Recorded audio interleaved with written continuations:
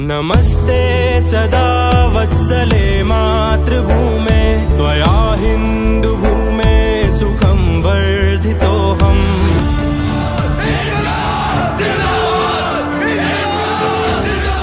आजादी के आंदोलनों में राष्ट्रीय स्वयंसेवक संघ की महत्वपूर्ण भूमिका रही है। ये अलग बात है कि संघ की स्थापना के बाद से ही संगठन को श्रेय लेने की आदत कभी नहीं रही, लेकिन इस बारे में समाज में एक सुनियोजित साजिश के तहत तरह तरह की भ्रांतियां फैलाई जाती रही हैं। डॉक्टर हेडगेवार पूर्णतया देश के सार्वजनिक जीवन में सक्रिय थे और कहीं न कहीं इन सब कार्यक्रमों के माध्यम से उनका देश के मूर्धन्य चिंतकों से कहीं न कहीं संपर्क आया था। वो क्रांतिकारकों का भी काम उन्होंने किया, उस समय स्वतंत्रता आंदोलनों में भी सहभागी हुए। एक ही उनका था, देश को जागरूक करना। भारतीय स्वाधीनता आंदोलनों में राष्ट्रीय स्वयंसेवक संघ का कितना अहम योगदान रहा है, ये समझने से पहले राष्ट्रीय स्वयंसेवक संघ के सह सरकार्यवाह डॉक्टर मनमोहन वैद्य का ये महत्वपूर्ण विचार सुन लेते हैं। एक योजनाबद्ध तरीके से आधा इतिहास बताने का एक प्रयास चल रहा है। भारत के लोगों को ऐसा मानने के लिए बाध्य किया जा रहा है कि स्वतंत्रता केवल कांग्रेस के और 1942 के सत्याग्रह के कारण मिली है और किसी ने कुछ नहीं किया। यह बात पूर्ण सत्य नहीं है। सारा श्रेय एक ही आंदोलन या पार्टी को देना यह इतिहास से खिलवाड़ है, अन्य सभी के प्रयासों का अपमान है। स्वाधीनता संग्राम में संघ के योगदान की बात करनी है तो राष्ट्रीय स्वयंसेवक संघ के आद्य सरसंघचालक डॉक्टर केशव बलिराम हेडगेवार से ही करनी पड़ेगी। रानी विक्टोरिया के राज्यारोहण के हीरक महोत्सव में स्कूल में बांटी गई मिठाई बालक केशव ने ना खाकर कूड़े में फेंक दी। यह था उनका अंग्रेजों के प्रति गुस्सा और आक्रोश। हम उनको जन्मजात देशभक्त कहते, क्योंकि बहुत छोटे थे, प्राइमरी स्कूल में थे, उस समय से ऐसा दिखता था। विक्टोरिया रानी के राज्यारोहण समारंभ की जुबिली भारत में हुई। ब्रिटिशों का राज्य था तो सभी स्कूलों में वगैरह कार्यक्रम होने अनिवार्य थे, वो हुए। इनके भी स्कूल में हुआ। ये तीसरी क्लास में पढ़ते थे और उस निमित्त मिठाई बांटी गई, तो उस मिठाई को लेकर इन्होंने कचरे में फेंक दिया। इसलिए शिक्षक ने उनको पूछा कि तुमको मिठाई अच्छी नहीं लगती, कूड़ेदान में फेंक दी। तो इन्होंने उत्तर दिया कि हमारा अपना राज्य छीनकर हमको गुलाम बनाने वालों के राज्यारोहण समारोह की मिठाई हमारे लिए मिठाई कैसे हो सकती, और ये दिन हमारे लिए उत्सव का दिन कैसे हो सकता है? ये तो शोक का दिन है। 1907 में रिजले सेकुलर नाम से वंदे मातरम के सार्वजनिक उद्घोष पर फिरंगी हुकूमत ने अन्यायपूर्ण पाबंदी लगा दी। विरोध में केशव ने अपने नील सिटी विद्यालय में सरकारी निरीक्षक के सामने अपनी कक्षा के सभी विद्यार्थियों द्वारा वंदे मातरम उद्घोष करवा दिया। Who is ruling India?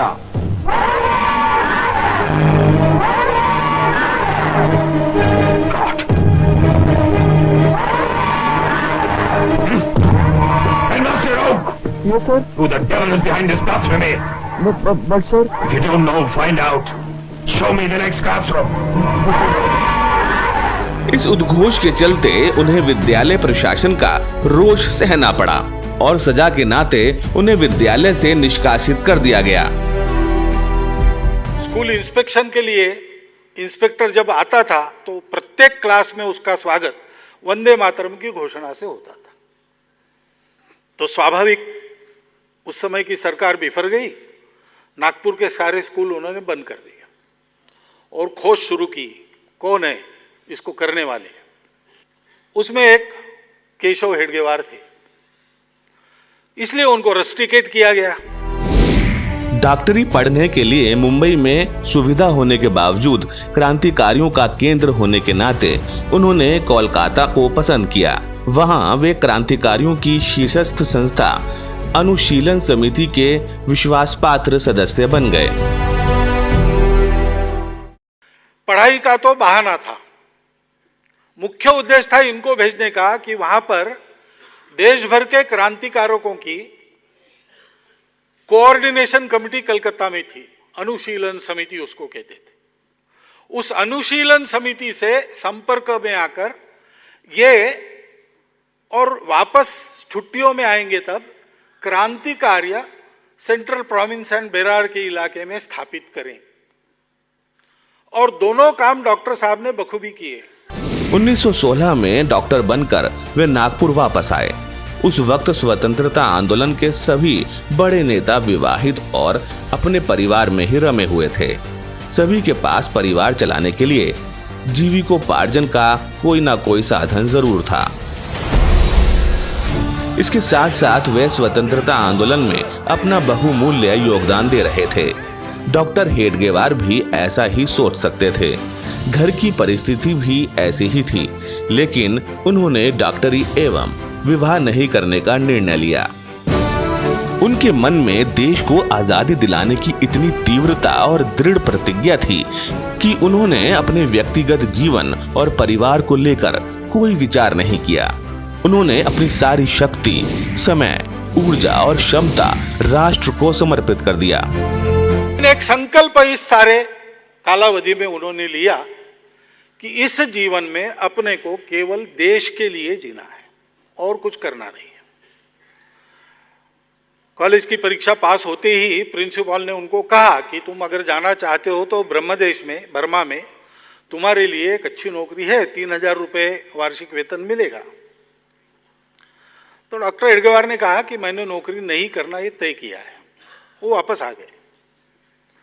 Doctor बना हुआ व्यक्ति उस जमाने में उस पूरे इलाके में 7500 से ज्यादा डॉक्टर नहीं थे। अगर प्रैक्टिस करते तो बहुत पैसा खींचते, लेकिन उनका तो तय था कमाना नहीं, देश के काम में पूरी तरह लग जाना। लेकिन डॉक्टर बनकर आए, इसलिए विवाह के भी प्रस्ताव आने लगे। तो उन्होंने अपने चाचा को पत्र लिखा। उनके गार्डियन वही थे, माता पिता तो थे नहीं। चाचा को पत्र लिखा कि मैंने इस जीवन में आजीवन ब्रह्मचर्य पालन करते हुए देश के लिए जीवन लगाने की प्रतिज्ञा की। इस तरह स्वाधीनता के लिए चलने वाले हर तरह के आंदोलनों से अपने आप को जोड़ दिया। नागपुर तिलकवादियों का गढ़ था। 1 अगस्त 1920 को लोकमान्य तिलक के देहावसान के कारण नागपुर के सभी तिलकवादियों में निराशा छा गई। बाद में महात्मा गांधी के नेतृत्व में कांग्रेस का स्वतंत्रता आंदोलन चला। साल 1921 में प्रांतीय कांग्रेस की बैठक हुई। इस बैठक में क्रांतिकारियों की निंदा करने वाला प्रस्ताव रखा गया, तो डॉक्टर हेडगेवार ने इसका जबरदस्त विरोध किया। परिणाम स्वरूप प्रस्ताव वापस लेना पड़ा। बैठक की अध्यक्षता लोकमान्य अणे ने की थी। उन्होंने लिखा, डॉक्टर हेडगेवार क्रांतिकारियों की निंदा एकदम पसंद नहीं करते थे। वो क्रांतिकारियों को ईमानदार देशभक्त मानते थे। उनका मानना था कि कोई उनके तरीकों से मतभिन्नता रख सकता है, परंतु उनकी देशभक्ति पर उंगली उठाना अपराध है। 1921 में महात्मा गांधी की अगुवाई में चले असहयोग आंदोलन में डॉक्टर हेडगेवार ने महत्वपूर्ण भूमिका अदा की। अंग्रेजों द्वारा तुर्किस्तान में खिलाफत को निरस्त करने से आहत मुस्लिम मन को अंग्रेजों के खिलाफ स्वतंत्रता आंदोलन के साथ जोड़ने के उद्देश्य से महात्मा गांधी ने खिलाफत का समर्थन किया। इस पर कांग्रेस के अनेक नेता और राष्ट्रवादी मुसलमानों को आपत्ति थी। इसलिए तिलकवादियों का गढ़ होने के कारण नागपुर में असहयोग आंदोलन बहुत प्रभावी नहीं रहा। लेकिन डॉक्टर हेडगेवार, डॉक्टर चोलकर, समीमुल्ला खान समेत कई देशभक्तों ने यह परिवेश बदल दिया। उन्होंने खिलाफत को राष्ट्रीय आंदोलन से जोड़ने पर आपत्ति होते हुए भी उसे सार्वजनिक नहीं किया। इसी आधार पर साम्राज्यवाद का विरोध करने के लिए उन्होंने तन मन धन से आंदोलन में हिस्सा लिया। व्यक्तिगत सामाजिक संबंधों से अलग हटकर उन्होंने तत्कालीन राष्ट्रीय परिस्थिति का विश्लेषण किया और आसपास के राजनीतिक माहौल को दबंग तिलकवादियों के दृष्टिकोण की चिंता नहीं की। देश को स्वाधीन कराने के लिए डॉक्टर हेडगेवार अन्य क्रांतिकारियों की तरह जेल जाने से भी पीछे नहीं हटे। हिंदुस्तान हिंदुस्तान के लोगों का ही है और हमें हिंदुस्तान में स्वराज्य चाहिए, स्वराज्य। क्या सरकार मेरे इस प्रश्न का उत्तर दे सकती है? एक देश के लोगों को जब दूसरे पर राज्य करने का अधिकार नहीं है तो फिर हिंदुस्तान के लोगों को अपने पैरों तले रौंद कर उन पर राज्य करने का अधिकार अंग्रेजों को किसने दिया? उनके भाषणों के कारण पकड़ा गया, अरेस्ट हो गए, उन पर सेडिशन का आरोप लगा, राजद्रोह का आरोप लगा। किस कानून के तहत अंग्रेजों को भारतवर्ष पर राज्य करने का अधिकार मिलता है, वो कानून अगर कहीं है तो बताओ। मैं तो आपके इस अधिकार को ही नहीं मानता, आपके कानून को भी नहीं मानता, आपके न्याय को भी नहीं मानता। इसको अब अगर राजद्रोह समझकर और मुझे मेरे जैसे लोगों को पकड़कर जेल में डालने की बारी अंग्रेज सरकार पर आ रही है, तो अंग्रेज सरकार ने भी समझना चाहिए कि अपना बोरिया बिस्तर समेटकर इस देश से चले जाने का उनका समय निकट आ गया है। तो जज ने उनको 1 वर्ष सश्रम कारावास की सजा देते समय कहा कि जिन भाषणों के कारण इन पर आरोप लगा है उससे ज्यादा ज्वालाग्राही भड़काऊ भाषण इनका ये बचाव का भाषण। डॉक्टर साहब पर चले राजद्रोह के मुकदमे में उन्हें 1 वर्ष का कारावास सहना पड़ा। वे 19 अगस्त 1921 से 11 जुलाई 1922 तक कारावास में रहे। जेल से बाहर आने के बाद 12 जुलाई को उनके सम्मान में नागपुर में एक सार्वजनिक सभा का आयोजन किया गया। समारोह में प्रांतीय नेताओं के साथ साथ कांग्रेस के अन्य राष्ट्रीय नेता हकीम अजमल खां, पंडित मोतीलाल नेहरू, राजगोपालाचारी, डॉक्टर अंसारी विट्ठल भाई पटेल समेत अनेक नेता डॉक्टर हेडगेवार का स्वागत करने के लिए मौजूद थे। जेल से छूटने के बाद उनकी एक अभिनंदन सभा हुई जिसकी अध्यक्षता मोतीलाल नेहरू कर रहे थे। उसमें भी उन्होंने भाषण किया, उसमें भी यही बात कही। उन्होंने कहा कि केवल जेल में जाना ये देशभक्ति है ऐसा मानने का कारण नहीं, जेल में जाना पड़ता है तो जेल में भी जाएंगे, लेकिन बाहर रहकर लोगों के मन में स्वतंत्रता का अर्थ, स्वतंत्रता की प्राप्ति के लिए करने के प्रयास, इनके बारे में जागृति करना, ये भी देशभक्ति है। 1922 में 28 अप्रैल को पहला एकत्रीकरण उनको बुलाना था किसी को, उन्होंने डॉक्टर हेडगेवार को बुलाया वक्ता के नाते।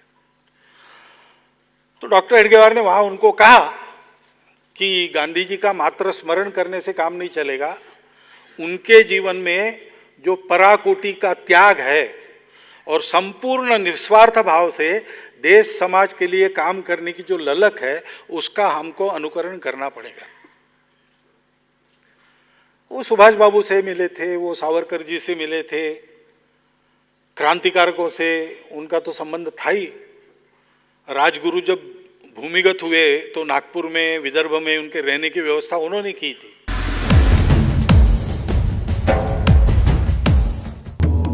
लोकमान्य तिलक पर डॉक्टर हेडगेवार की अनन्य श्रद्धा थी। तिलक के नेतृत्व में नागपुर में कांग्रेस अधिवेशन की सारी व्यवस्थाओं की जिम्मेदारी डॉक्टर हर्डीकर और डॉक्टर हेडगेवार को दी गई थी और उसके लिए उन्होंने 1200 स्वयंसेवकों की भर्ती करवाई थी। उस समय डॉक्टर हेडगेवार कांग्रेस की नागपुर शहर इकाई के संयुक्त सचिव थे। इस अधिवेशन में कांग्रेस की प्रस्ताव समिति के सामने डॉक्टर हेडगेवार ने ऐसे प्रस्ताव का सुझाव रखा था कि कांग्रेस का उद्देश्य भारत को पूर्ण स्वतंत्र कर भारतीय गणतंत्र की स्थापना करना और विश्व को पूंजीवाद के चंगुल से मुक्त करना होना चाहिए। पूर्ण आजादी का उनका सुझाव कांग्रेस ने 9 बरस बाद 1929 के लाहौर अधिवेशन में स्वीकार कर लिया। लाहौर अधिवेशन जो कि 1929 के अंत में और 30 के 1 जनवरी हुआ था, उस अधिवेशन में यह स्वीकार किया गया और यह प्रस्ताव पारित किया गया पूर्ण स्वातंत्र्य का। उस बात को कांग्रेस को स्वीकार करने में 9 साल लग गए। पूर्ण स्वाधीनता का सुझाव माने जाने से आनंदित होकर डॉक्टर साहब ने संघ की सभी शाखाओं में 26 जनवरी 1930 को कांग्रेस का अभिनंदन करने की सूचना दी थी।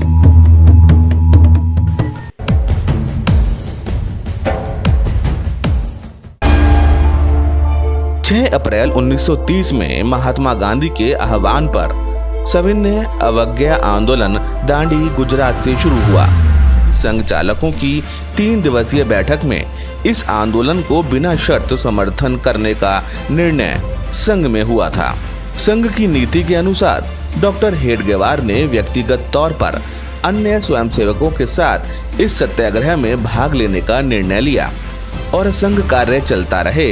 इसके लिए उन्होंने सरसंघचालक पद का दायित्व अपने पुराने मित्र डॉक्टर परांजपे को सौंप दिया। उन्होंने बाबा साहब आप्टे और बापूराव भेदी को शाखाओं के प्रवास की जिम्मेदारी दी। सविनय अवज्ञा आंदोलन में उनके साथ प्रारंभ में 21 जुलाई को 3-4 हजार लोग थे। वर्धा यवतमाल होकर पुसद पहुंचते पहुंचते सत्याग्रह स्थल पर 10,000 लोग इकट्ठा हो गए। इस सत्याग्रह में उन्हें 9 महीने का कारावास हुआ। जेल से छूटने के बाद सरसंघचालक का दायित्व पुनः स्वीकार कर वे फिर से संघ कार्य में जुट गए। इस वर्ष के अपने इस वर्ग में मैं अपने सामने मानो संपूर्ण हिंदू राष्ट्र की छोटी सी प्रतिमा देख रहा हूं। आप सब लोगों का मुझसे तो कुछ पुराना परिचय तो है नहीं, फिर भी क्यों मेरा मन आपकी ओर दौड़ रहा है। संघ के बाहर के लोगों को देश की उन्नति का सच्चा मार्ग दिखाना यह हमारा ही कर्तव्य है। हमारे इस कार्य को करते रहते ही स्वर्णिम दिवस का उदय होगा।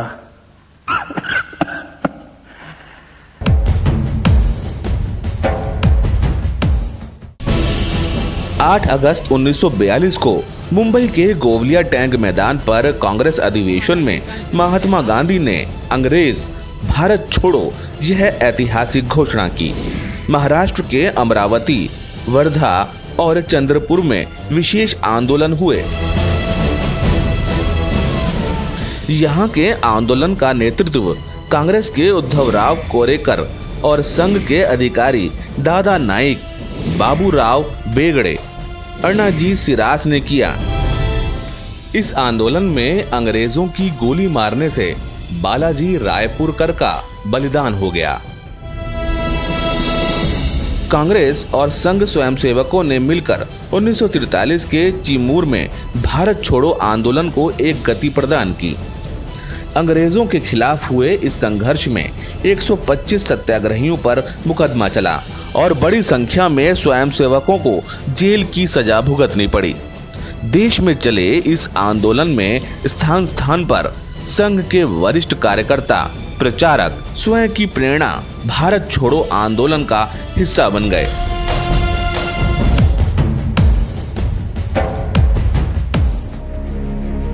आइए ये जानते हैं कि संघ के स्वयंसेवकों ने भारत छोड़ो आंदोलन में कहां-कहां अपना अमूल्य योगदान दिया। राजस्थान में प्रचारक जयदेव पाठक, जो बाद में विद्या भारती में सक्रिय रहे। विदर्भ में डॉक्टर अन्ना साहब देशपांडे। छत्तीसगढ़ में रमाकांत केशव देशपांडे, जिन्होंने बाद में वनवासी कल्याण आश्रम की स्थापना की। दिल्ली में वसंतराव ओक, जो बाद में दिल्ली के प्रांत प्रचारक रहे। पटना में वहां के प्रसिद्ध वकील कृष्ण वल्लभ प्रसाद नारायण सिंह, जो बाद में बिहार प्रांत संचालक रहे। दिल्ली में चंद्रकांत भारद्वाज, जिनके पैर में गोली धंसी और जिसे निकाला नहीं जा सका। बाद में वे प्रसिद्ध कवि और अनेक संघ गीतों के रचनाकार हुए। पूर्वी उत्तर प्रदेश में माधवराव देवड़े जो बाद में प्रांत प्रचारक बने, और इसी तरह उज्जैन में दत्तात्रेय गंगाधर कस्तूरे जो बाद में संघ प्रचारक हुए।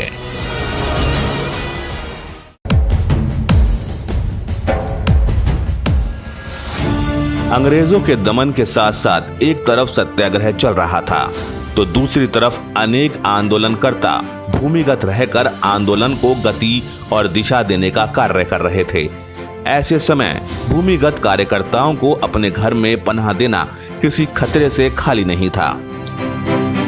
1942 के भारत आंदोलन के समय भूमिगत आंदोलनकर्ता अरुण आसफ अली दिल्ली के प्रांत संचालक लाला हंसराज गुप्त के घर रही थी और महाराष्ट्र में सतारा के उग्र आंदोलनकर्ता नाना पाटिल को भूमिगत स्थिति में औंध के संचालक पंडित सातवलेकर ने अपने घर में आश्रय दिया था। ऐसे तमाम और नाम हो सकते हैं। उस समय इन सारी बातों का रिकॉर्ड रख पाना संभव नहीं था। संघ के संबंध में कोट चरण बढ़ रहे थे की ओर निरंतर, कोट चरण बढ़ रहे थे की ओर निरंतर, केशव के आजीवन तप की यह पवित्रतम धारा, सात सहस ही नहीं करेगा इससे भारत सारा। यह नवगंगा तोड़ चली है बाधाओं की कारा, एक जन्म क्या यहाँ पूर्ण पशुबल ने सिर दे मारा, भू पर नहीं कोटि हृदयों में इसकी धार प्रबल है, इसे बांध रखने का पापी यत्न हुआ निष्फल है। तोड़ हिमालय चीर जटाए चली सिंधु की ओर, नगर ग्राम पुर डगर डुबाती इसका ओर न छोड़, किसने ऐसा दूध पिया जो रोके गति तूफानी, यह जीवन का ज्वार चली बनाती प्रखर जवानी, युवक हार जाते हैं लेकिन यौवन कभी न हारा।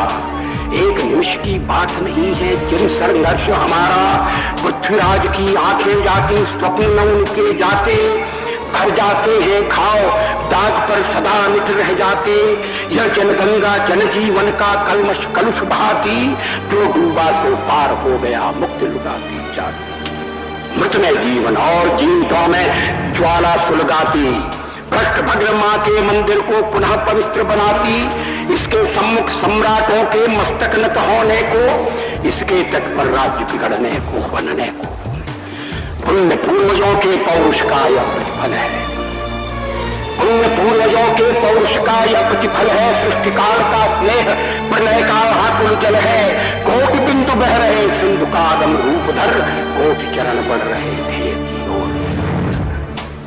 यह परंपरा का प्रवाह है कभी न खंडित होगा, यह परंपरा का प्रवाह है कभी न खंडित होगा, पुत्रों के बल पर ही माँ का मस्तक मंडित होगा, वह कपूत है जिसके रहते माँ की दीन दशा हो। इस तरह देश की आजादी के आंदोलनों में राष्ट्रीय स्वयंसेवक संघ आद्य सरसंचालक डॉक्टर केशवराव बलिराम हेडगेवार और बड़ी संख्या में स्वयंसेवकों का महत्वपूर्ण योगदान रहा है।